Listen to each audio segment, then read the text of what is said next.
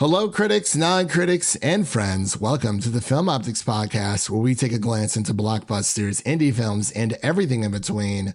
I'm your host, Christian, and I'm joined by my good friend / my co-host. And today we're here to give our thoughts and reflections on Orphan First Kill, the prequel to the 2009 film titled Orphan. It's a prequel Sunday for us today. I know, it really is. It's been crazy. I feel like there's just a lot of prequels out there that are happening right now between House of the Dragon, Lord of the Rings as well, and this, Better Call Saul. It's crazy. Some crazy, crazy stuff. But before we begin today's episode, you can listen to our podcast on podcast platforms around the internet. That includes Apple Podcasts, Spotify, Google Podcasts, and more. And if you are a new or seasoned listener to the show, we would love to hear from you guys. Follow us on Instagram and follow us on Twitter at FilmOptix, or you can email us at filmoptix@gmail.com for any movie-related questions. Devin, how the heck are you? Are you ready to adopt today a girl named Esther? The tagline for this one is kind of funny. There's always been something wrong with Esther, because the first tagline was "There's something wrong with Esther." I feel like we should start off with a little mini review for you for the first movie, since you watched it the other day for the first time. That is a great idea. So, for those who don't know, I watched Orphan 2009 for the very first time to prep myself for Orphan First Kill, and I gotta say that movie was so wild. It's a bit of a hidden gem. It really is. I mean, and Devin already knows this. For any new listeners out there, I'm not like the biggest horror fan. Like I've been dipping my toes into a few things here or there. Sometimes I have to like force myself to watch a few things I'm not super crazy about, but you know, I soldier on. But the first Orphan, I actually liked it a lot. Like the twist was crazy. But I won't say the twist, just for people who haven't watched it, who are like me out there. Yeah, if you haven't seen it, you should really just go in blind for the first one. Right. And I actually feel like I feel like for those who haven't seen the first one, who want to watch the second one, you should definitely watch the first one first, because the Orphan's First Kill, even though it is a prequel, it does give the twist away and just pretty much everything that we learned in the first movie for Orphan. But first Orphan was really good. Like man, oh man, I was on the edge of my seat. It was very suspenseful. For some reason, I thought that she was like, possessed or something, but that's what they want you to think. Yeah, she's just crazy. She's just, a few screws loose in the head. But yeah, those are just like a few of my initial thoughts of the first Orphan. Definitely worth watching, and you definitely should watch it before watching Orphan First Kill, which is now streaming on Paramount Plus. And it's also playing in theaters. I don't know if it's playing I think it's, from what I saw, it was like select theaters, but I'm not entirely sure. But we both watched this at home. So I didn't feel like venturing to put that Paramount Plus to use sometimes. Yeah, hey, honestly, man, that's very true. Between that and Sonic the Hedgehog and what else? Oh yeah, Scream is on there as well. I almost forgot about that. Scream is on there. The new Scream. So, but definitely watch the first movie before watching Orphan First Kills, because it gives away a lot for the second movie. 100%. So, with all that said, Devin, are you ready to get into our Orphan First Kill review for all of our listeners out there? Oh yeah. All right, ladies and gentlemen, we'll be right back after this introduction to Orphan First Kill. I think something's going on with Esther. Is there anything you want to tell me about your time away? How's that possible? 4 years ago, she was still drawing stick figures. Esther's behavior has been so erratic. Hello, Mommy. Thank you, Mommy. I know, Mommy. I did notice some inconsistencies. What are you getting at? To me, it felt like a performance.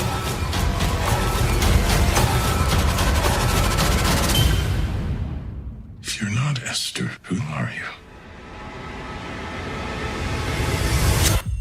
And we are back. You just heard a little snippet from the trailer from Orphan First Kill. And the story is as follows. After orchestrating a brilliant escape from the Estonian psychiatric facility, Esther travels to America by impersonating the missing daughter of a wealthy family. And the cast is as follows. We have Isabelle Fuhrman, Julia Stiles, and Rossif, Sutherland. And yeah, this movie, I'm not sure how I feel about it, to be completely honest. So I actually think I'm going to go first this time when it comes to initial reactions, change it up here a little bit. But before we go any further, really quick, we will be getting to our initial reactions, then a bit of spoilers, and we'll let you guys know when we are getting to that spoiler section, then our Easter eggs, final thoughts, and then ratings. So as far as my initial reactions go, I thought this movie was like just okay. I mean, obviously, you're asking someone to return to play a character who isn't 9 years old anymore. There's a lot of crazy like camera shots, like trick shots within this movie that are noticeable, but it's not like, oh, that looks bad. But it's kind of like the Hobbit effects of what they did for that movie, kind of like playing tricks on the camera to make, hobbits are supposed to be very, very tiny. So, the way that they were able to get around that. But for Orphan's First Kill, it's okay. I think it's okay, but not like great. Obviously, you have a few returning people. Obviously, you have Isabelle Fuhrman returning back as Esther, but she has that sick twist, like sadistic, it's still there, but something's like really missing. And I don't know if this necessarily needed to be made. I think the first movie is fantastic on its own right, as I said before. But I'm trying to figure out what else have we learned about Esther that we didn't know already. Like there are a few things where, we get a few like, a small little Easter eggs here and there of, how she came up with a few of, I guess her murder tactics within the first Orphan movie that came out in 2009. There's a pretty interesting twist within this movie as well. I'm not sure how I feel about that either, but we'll definitely talk about that once we get more into spoilers. But yeah, the family, this is like the first family that she comes across during her murder spree, I guess you could say, the first of many. But overall, it's filled with jump scares. Some of the, I guess some of the kills are kind of clever. I feel like they were way more clever in the first film for sure. But yeah, I'm still pondering if this movie needed to be made. And I'm not sure if this was just me or not, but I felt like it had like this like dreamy kind of like film. Yeah, it was foggy. Very foggy movie. I'm not sure if they just did that to kind of the aesthetic. It's very soft almost. It has like kind of that soft look to it. I'm not sure that's just the aesthetic of the film or they needed that to kind of, hey, we're asking, we're asking Isabelle to come back and play Esther.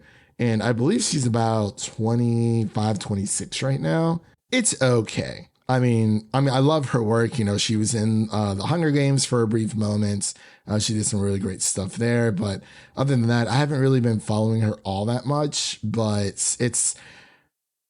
something's missing for sure. But that's just a few of my 2 cents of my initial reactions. But I'm going to pass it over to Devin so he can give his initial reactions on Orphan First Kill. Yeah, as far as like unnecessary sequels, I think the main one that you have to compare them all to is Don't Breathe, because that is probably the most unnecessary sequel of all time.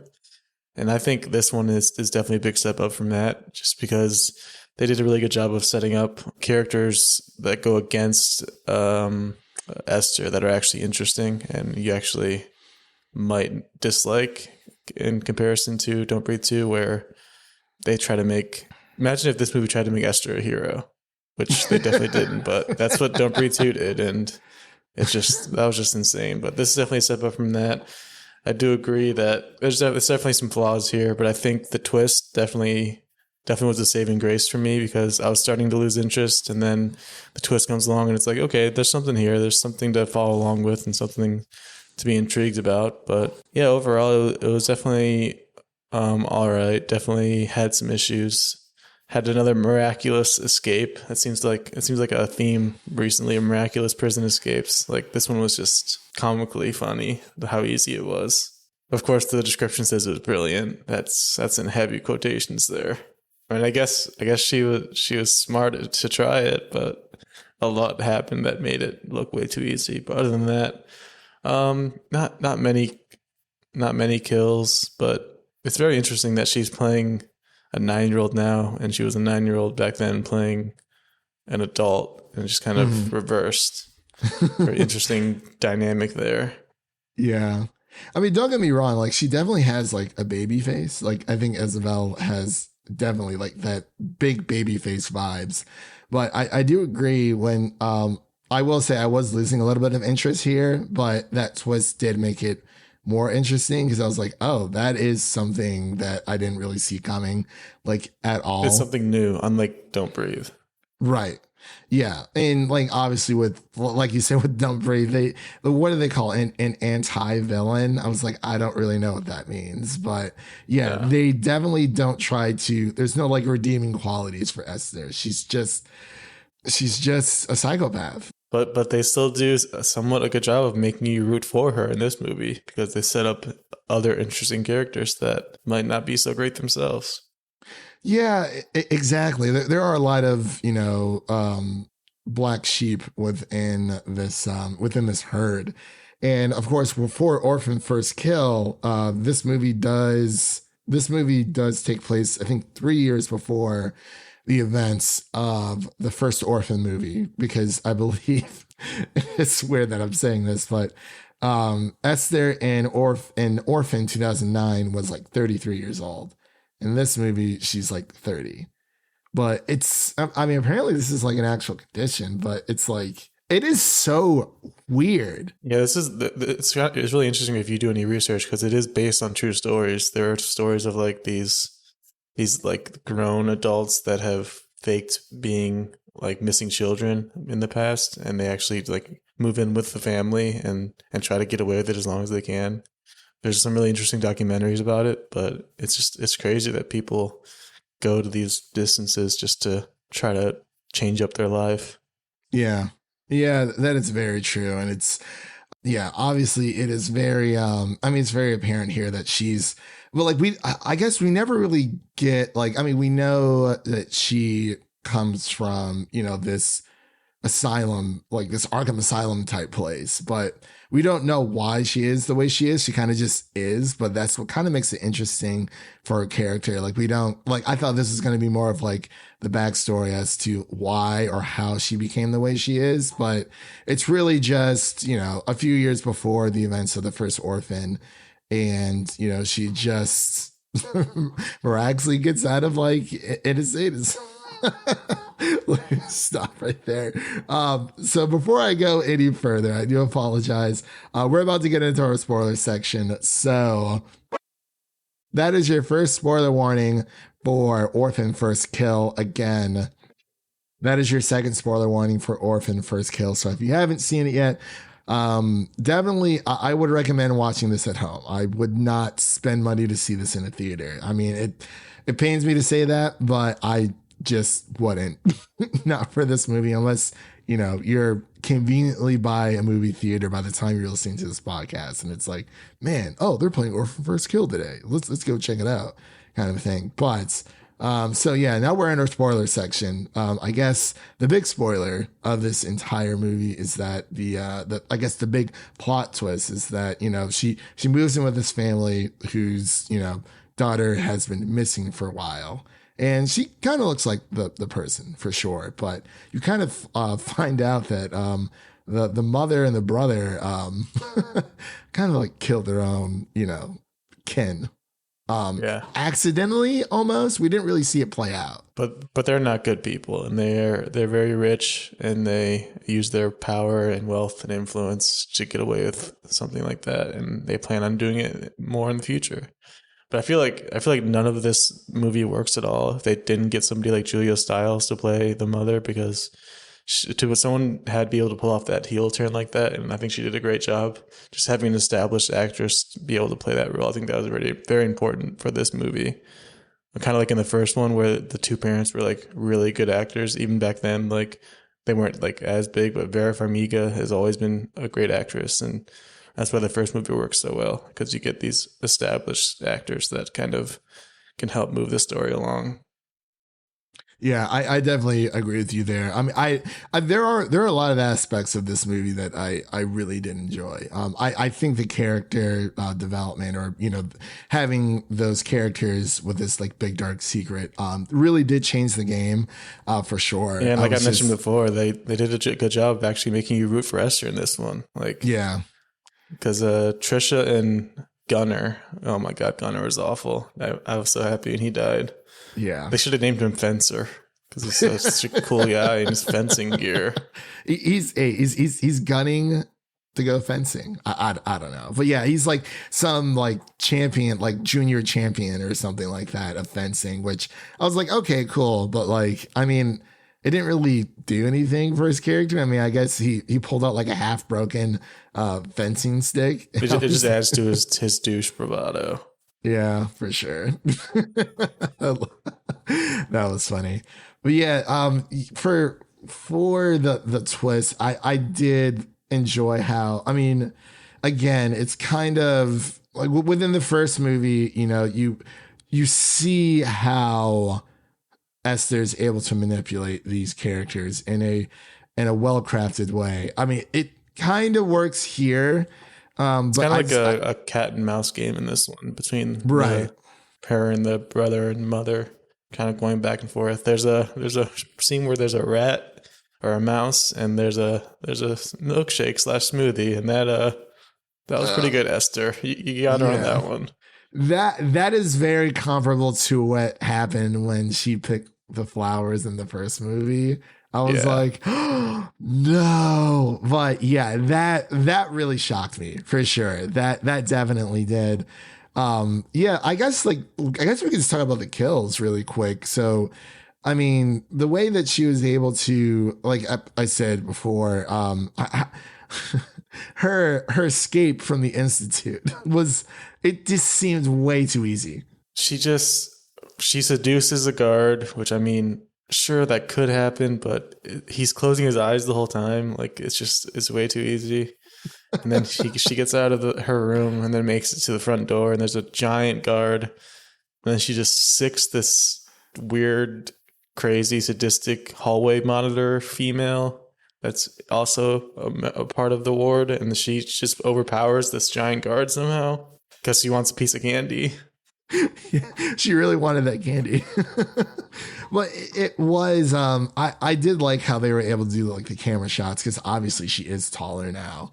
But it's weird because, if this was like a sequel, again, sequels are kind of just hit or miss sometimes. I don't think this is a bad prequel, but I wonder if it would have worked better if it was a sequel. But as we learned in the first Orphan movie, she dies in the pond. So, but like, it was kind of like perfect. But then again, even with the first Orphan movie, it kind of just ends after that. Like the mom and deaf daughter, they kind of just, they leave and they're like, that's it. Like there's nothing else. Like the brother's still in the hospital. We don't know if he's like, alive, or they tried to like revive him back. But for this movie, it kind of just focuses on like that first house fire that we kind of hear about in Orphan 2009. Yeah, the fire CGI was a bit rough. Oh, there's just so much of it. Yeah, I was like that didn't. But I mean, I feel like this movie kind of just came out of nowhere. Like I knew it was coming up, but I guess it like almost just flew underneath the radar. But for an hour and 30 minutes, like I would say honestly, for like the first hour, it kind of just was like a slow build, but definitely the rat and the shake was very crazy. But you really don't get like the big reveal until maybe like there's like maybe like 30 minutes left, like maybe like an hour, maybe 15 minutes into the movie. And that's when, like the elephant is, the elephant in the room has been addressed. And now there's like this power struggle between the mother, the son, and then Esther. So like they're all crazy, but like you said, you're kind of rooting for Esther to get out of there. But because it's like, how did you killed your own daughter? But I guess like the son was like play roughhousing with her or whatever. And then I guess she like fell down some stairs or something. I really don't know. We don't. Yeah, I guess they probably should have showed what happened. Yeah, because I was kind of interested to see what was going to go on there, but yeah, then of course they had to make like a few corrections throughout. Her going back to therapy, and I mean it was an interesting like dynamic between you have Esther who's trying to pawn off as this girl. She knows nothing about this girl or this family, so she kind of has to play dumb until whenever and she then can. The mom and brother also have to start playing dumb because they are murderers who are trying to get away with it on their own end. That poor father. I kind of want this movie to be called Orphan Dilf Hunter. Like she just kind of kills dads left and right. That's just her job. I think we should go back. We should get a prequel. Yes. A pre-requel or Dilf something. Slayer. It is just so weird. I felt so bad for that father though. But I mean, the way that the entire family dies, I mean, they just kind of fall to their deaths. But I guess that's one way to kill them. And then the brother gets the crossbow to the chest and then stabbed. I like how they kind of foreshadowed that because he was like, when he got pepper sprayed, he was like, it feels like I'm getting stabbed 1,000 times. Yeah. And then he got stabbed 1,000 times. He really was like the worst kind of person though. And I mean, obviously this is not for children, so do not take your children to go see this whatsoever. Rotten Tomatoes pegs it as a horror / mystery and thriller. I wouldn't really call it a mystery, but it's definitely like horror. I guess you can call it thriller, but I feel like thriller is more light-hearted horror. But I don't know. Either way, I thought it was just fine. Like there are aspects about it that I liked, but I just found, they were able to pull off making a movie. Making movies are very hard, but they're still able to pull off, passing Isabelle as a 9-year-old girl in this movie. But it was funny because anytime they cut away where she's walking, like that's clearly somebody else. The tiny little actress. Very tiny. I was like, okay, but like you kind of have to do that. I mean, thank God they didn't use at least I don't think they used any like de-aging face technology. Like that was just like her face. But yeah, they kind of had to like, yeah, we need you to like sit on your knees. So like when you're looking up at somebody, we can have this conversation. But I will say the camera work was, when it came to giving the illusion that she is still like 3 feet tall or something of that nature, maybe 4 feet. I will say, I will hats off to the cast and crew for able to, keep that illusion going. Because I actually think it kind of works. They had to work around some camera work, like I said before, but it was very, it was very interesting for sure. But let's get into our final thoughts and our ratings here. So Devin, I'm going to pass it back over to you so you can give your final thoughts and ratings for Orphan First Kill. Yeah, overall it was pretty enjoyable. Like it's an hour and a half. It's gonna go by pretty fast. And like I said before, the twist in this one ends up being the saving grace because it adds some intrigue into what would have been or could have been a very uninteresting story where she just kind of repeats the same things as the first movie. But this one kind of adds a bit of intrigue into that. Definitely not amazing, but it's watchable. Like if you like the first one, it's a good time. Get to spend more time with Esther and her craziness. kind of becoming a cult icon here in the horror scene. But I think so. So yeah, I feel like they were able to capture like a bit of the same magic that they have from the first one, but I feel like the first movie was just such a lightning in the bottle experience, but they were still able to, you know, like I said, with the camera work, they were able to pull this off. They kept things interesting where they could have gone very safe with it and just done the same thing again. Right. But they mixed it up, which I appreciate. Right. Yeah. There are a few mix-ups here, but again, I still feel like, you know, this isn't really giving us, it's giving us a mix-up because it's Esther dealing with a new group of people, which I think that's when the dynamic kind of comes in.